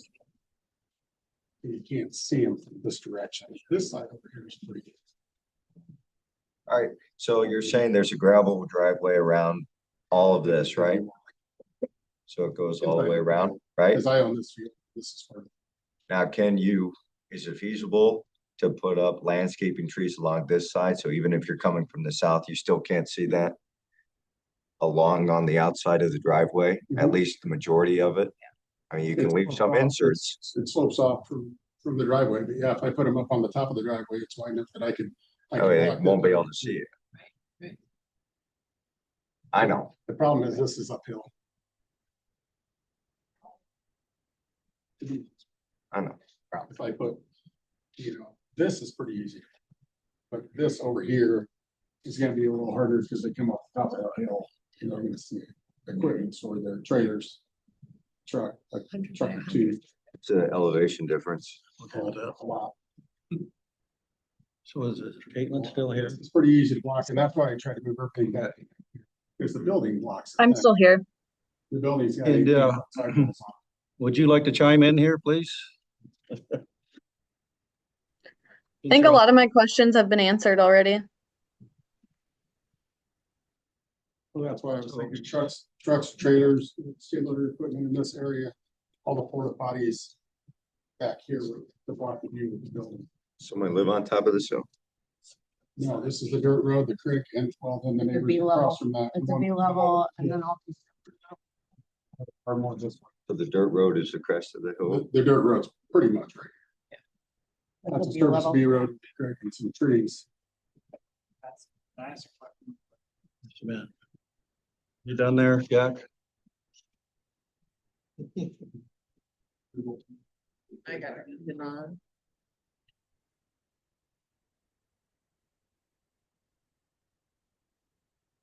Yeah, where's the, I mean, how far this house, I believe it's that couple, right? Right here. I mean, they can see back behind, 'cause this is, where are those, you got those pictures from their house? Trees I got a lot of them, so. or. All right, so you see here, from their bedroom, unless you put up some side of landscaping, they're gonna see your big trucks parked outside there, no matter what. And where I'm at now, I can connect that. I'll do whatever you suggest. Obviously, I'm trying to keep. Keeping, So with that, like, with that if it picture was there, green Jack, hole, I'm trying to they keep could be outside. the units, the porta If potties it back was behind. farm, the we building. Yeah, Yes, they would be those. The trailer and the truck, I didn't feel was a huge concern. I can be correct. President, we're gonna get mad. Especially farm truck, no different than a farmer semi, smaller than a farmer semi. Needed all of us here. Trailer. Just on the street. Pump truck looks just like a water. Yeah. All right, I cannot make a motion as president. but I can So, make well, we gotta recommendations. get, I'm we not, gotta I'm not get saying, conditions first. I asked it, just a respectful question. all right, real quick. I get a chance to see What do the we site want? plan you guys are talking about, because it wasn't included in the application. Should. That we're talking about. We're talking about the site. I understand, but like specifically where he's talking about. I putting- don't know if, let us discuss it for a little bit and then we'll go. Can we let them pass this around? Sure, sure. Yeah, what are you thinking? I guess keep in mind, it's gonna be a little tighter than what that shows. I'm trying to keep the equipment, storage equipment. You know- We gotta have the 6-month inspection. Yes, that's it. Yeah. All right, let's start with the list of what we gotta have. Okay. Conditions. And we. Yeah, this. No. What are you, are you gonna farm that land? I'd like to- Right. You're gonna do a farm. It's a hunting zone here. Wouldn't that would block, Behind. that would block the view from there. That should be more than.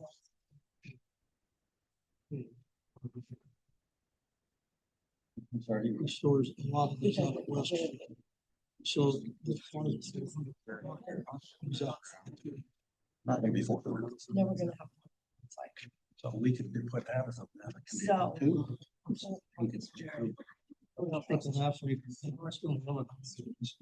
And we could tell them where to put it.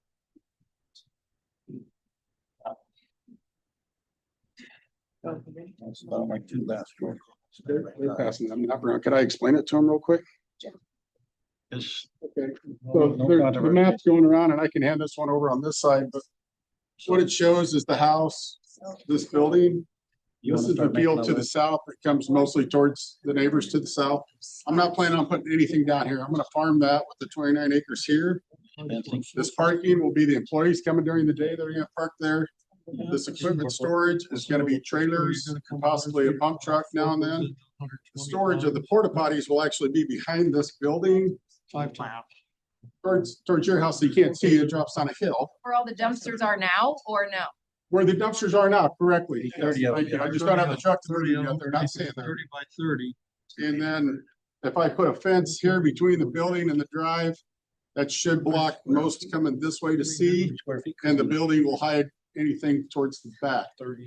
So 100 by 100. Appreciate that for you trying, but we sit up on the hill, no matter what you put up, Well- we're gonna see over it. Yeah. You're not gonna see the porta potties. I'm gonna put them up in the back, so you won't see them because the Landscaping. I've done this. I drove up. Send you a picture from my back deck. Obviously. And then a year. If you give me your number, I would send you a picture from my back deck. Where I swim with my kids, where that's my place. And I send you a picture from my house. Okay. Okay. I'm gonna try to put it back behind the building. Think about like you did. Go to sell our house, which we have wanted to do for several years. It is still gonna be the house that has the porta potty business there. Doesn't matter if you landscape. Doesn't matter. It's still the stigma of that's the porta potty business. But wasn't your house at the very end of Falcon Drive on It the is, other but it side? is going to be the one that has the You. porta potty business. But you're at the dead end on the far side of the road, correct? On the north side? Does that matter? Because you don't have a direct line of sight. Oh, yes, I they do. I have the best sight because I can see down and I can see everything. Every house. If you wanna come to my back deck, I would love to have you. You guys invited us here so that you could say that you did, because you already had this decided. If it was legal. No, we don't have it decided. We just saw all this tonight. That's what you're supposed to be impartial. We're, That's why we're asking questions, but they're in effect, then why did you have to ask us here? If it's legal, what he's doing. it's part of zoning. The point is to hear your concerns so that. And you we're know, setting we're requirements. setting again. requirements can be put in for conditional use permits so that we can try to alleviate. With property value. It's still by a porta potty building. It says that, The so property I'm values reading from will your go down 2024 because of governance. And it says you can hear and decide applications for conditional use permits and may approve or grant subject to the performance standards that's described as follows. That the established maintenance or operation of the proposed use will not be detrimental or endanger public health, safety, health, comfort, Are general you ready? welfare. Or. And it goes on to say that it won't be injurious to the enjoyment of the other No. property in the immediate vicinity. So what we've come up with so far is 100 foot by 100 foot fenced area with screen in the fence, all weather surface.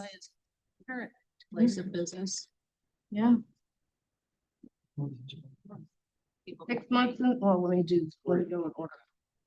Landscaping Why can't you keep it where? it's- around the, what side was it? I can't remember. No, what, building. landscaping around the south side of the property?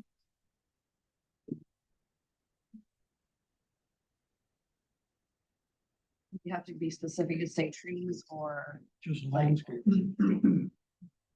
So I Too would Cause say, I'm thinking like evergreens or those big bushes that grow tall. That will be some sort of Are a we line saying- of sight here. I would refer back to add in the landscaping to the site plan. That's what everybody's concern is, looking, why can't he put them in a building? Say that again. A small building. Site plan. Everybody's concerned about the looks of it. Okay. But if you can't see them, Like on that south side, it doesn't matter. They're gonna be able to see coming in from the road. buildings aren't that bad. They're not that. Yeah, yeah. Take care of the. I really don't see why they're so. It kind of sounds like it's gonna be. It's not worse than a farm there. You can put them in a building, In and out, no storage outside.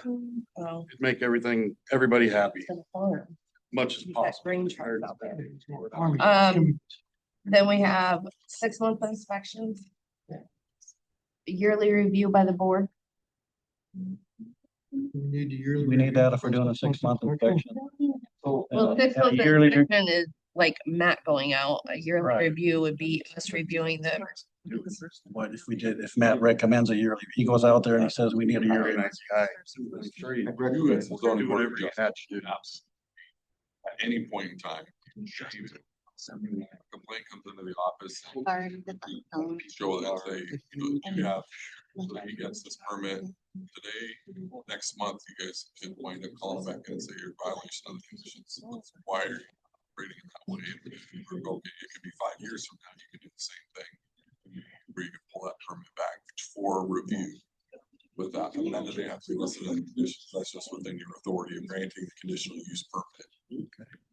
Yeah, can I ask you a question? So then number 5 would be No sewage, 6-month suspension. Buys this land and if he comes Make here sure and that- saying that he has a property line. Yeah. adjustment, I'll do agree we with have that. to What were you saying? Expand So we did back that. and ask, or Well, can that, these are can the already, equipment? Yeah, I'm just saying, expand at it's different part of parts of the yeah, property? well, it's down Any adjustment because to it would have to come back. before. Okay, so if adding. it goes beyond something that's existing, it has to come back. for another Already kind of doing it.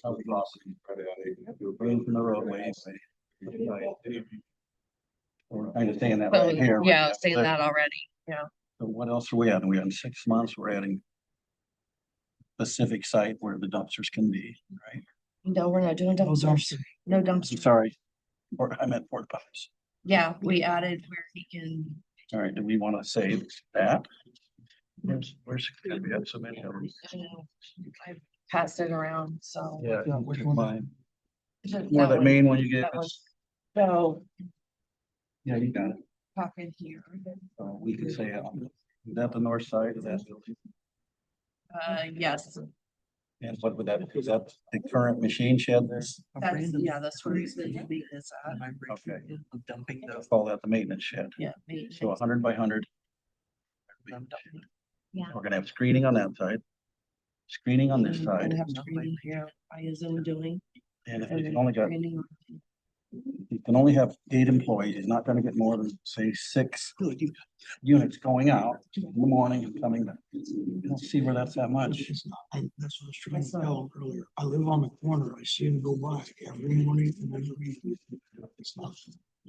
All right, what other conditions? It's sure the house was 124th Street building. They shot by people. So, I think. Caitlin, we've been discussing stuff here, and I don't know if you could hear us or not. What? Yeah, Caitlin, we already. I can hear you. So those. did you hear what we've been I discussing? was telling Pat. Yes. Those are already in by default. Okay, what do you think? I agree. I think those conditions sound appropriate, and I think he's answered most of the questions that I had. Then the staff. Oh, we have to In your reiterate. motion, you have to Oh, state okay. Yeah, so we have to okay. So you want me to make a motion? Yes. Can I make a motion as? Okay, so a motion to approve on the conditions of the applicant will be limited to 8 full-time employees, 100 by 100 foot fenced with mesh area on the north side of his maintenance building with all-weather surface. Landscaping trees on the south side with the site plan approved By our zoning official. by the zoning official. That's that one. Building Will permits. secure building permits for improvements. You know, something they're given. Yeah, applicant will secure necessary septic and well permits to support the site and the employees. No sewage can be brought back. No sewage can be brought back. Can we add there and stored in any time there? Like brought back is kind of vague. No sewage can be brought back Or stored. or stored at any time.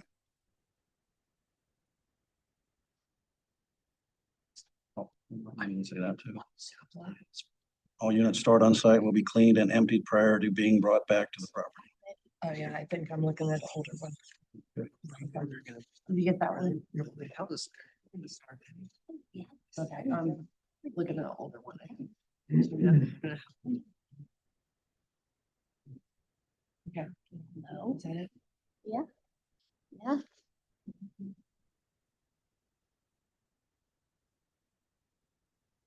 Get that.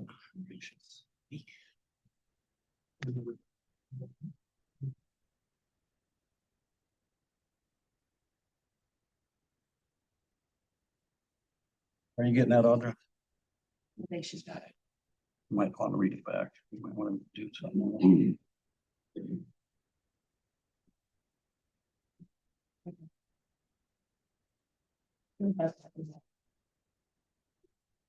Stephanie will have her read that. Audra, can you read those back, please? Staff reports.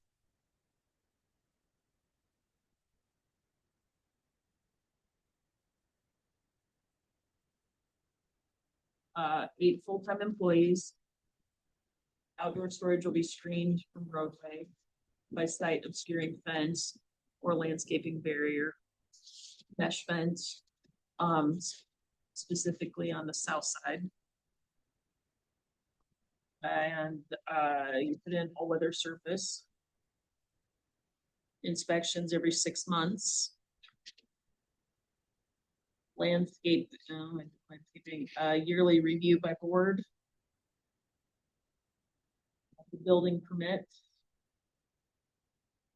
And secure any necessary septic and well permits to support the site and of the employees, and no sewage will be brought back or stored on the property. And that was the 100-foot by 100-foot area to the north of the building. I have in my notes. And the site plan to be approved by the department. Yes. Last part of number 5 too. All units stored on site will be cleaned and emptied prior to being brought back to the property, as per your recommendations. So you made that motion to approve. Yes. So we have a motion by Heather to approve with several conditions as recorded by our zoning officials. I'll second. I guess we need a roll call. Gentlemen, Yes. Holbeck, Yes. Collins, Yes. Mertfield, Yes. Motion passes.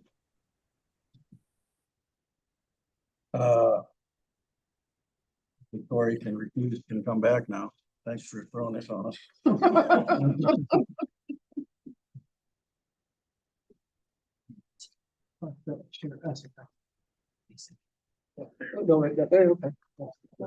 Okay. So at this time, is there any additional new business? Yes, in regards to our legal counsel and industrial. Spoke with Lee Greenwald earlier this week, and he has asked that as a board, you decide on either 1 to 2 members who he can work with, and of course he'd be a part of that, Jack. So Jack plus 1 or other 2 members that he can communicate directly with. It's based on the litigation pieces of it, so that way he can communicate with you 3, and then you 3 would then be able to report back to the rest of the board about how he. Do we have to decide that right now? Well, if I could get some ideas of who would like to be on that subcommittee. Okay, Pat would like to do it. I'll do it. Ted would like to do it. Perfect. Perfect. There you go. Ted, So- Jack. Caitlin, are you okay? You have any interest in that or no, or? What? No, I wasn't. Okay, Kate, No, thank you. okay, so we have Pat and Ted, so, Pat and Ted. Pat, Ted, Jack. all right. Perfect. Is there any other new business? Any other new business? Okay. Do you have anything for me to sign from last week? No, because that was just discussion only meeting. Okay. All right. Do we have a motion to be adjourned. I'll motion to adjourn. We have a motion by Ted. Do we have a second? Do a full foot there. Who wants to go home for surgery? And a second by Heather. All right. Thank you. Caitlin, thank you for taking the time to be on. Caitlin, thank you. Sorry we didn't get to meet you. Meet you next time, Caitlin. Thank you, guys. Have a good night.